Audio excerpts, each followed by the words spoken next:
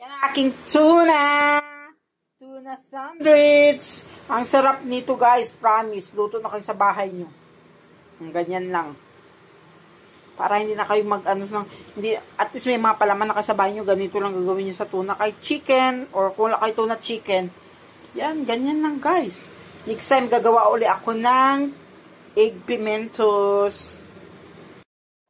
Hello madlang kabingkay, good afternoon. For today's video, gagawa tayo ng tuna sandwich guys, gagawa tayo. Itong aking gagamitin, oh. Century tuna.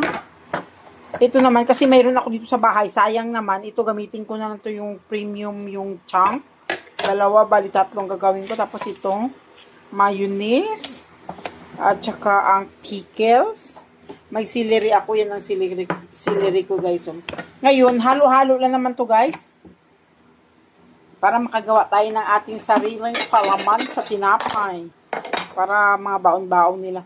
Yan guys, i-drain ko lang tong aking century tuna. Wait lang guys, i-drain lang natin. Hugasan ko muna siya kasi galing yan dyan sa kabinet. Kaya hugasan ko muna bago ko buksan para alam nating malinis talaga. Yan na guys, silagay na ito ng tuna ko guys, oh. Hinalo ko yung flakes at saka yung chunk. Yan, oh. Kasi pareha lang yan. Lagay natin ang mayonnaise. Wait lang, mahirap maglagay ng mayonnaise pag nag-video guys. Wait lang guys ha. Kaya na nalagay ko ng aking mayonnaise. Ilagay ko ng aking pickles. Yan. Yan na magsilbing panlasa niya ay yung ano niya. Oh. Panimpla niya. Yan. Pickles. Lagay natin ng ating celery. Ito ang nagpapasarap ang tanggal ng lansa ng celery guys. Lagay natin ang ating tuna. Yan lang guys. Yan lang kadali guys. Yan lang mga kabingkay. Ihalo-halo muna natin. Yan siya guys. Nahalo ko na. Yan. Halo-halo na natin. Tingnan mo.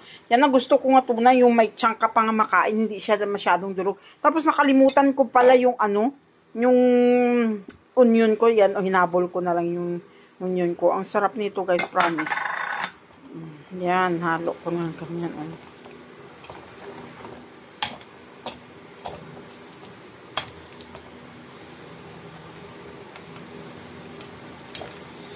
Yan na. Yan ang ating tuna sandwich bread. Yan na guys. So, ang sarap talaga. Yan. Tikman natin. Tingnan mo, oh, tikman ko. Kasi gusto ko yung may mga chunk pa nga tuna. Ang sarap. Sarap. Ang sarap niya guys. Tuna sandwich. Yan, ang sarap. Maraming salamat. Thanks for watching. God bless. Guys, oh. Gawa na kayo sa bahay guys.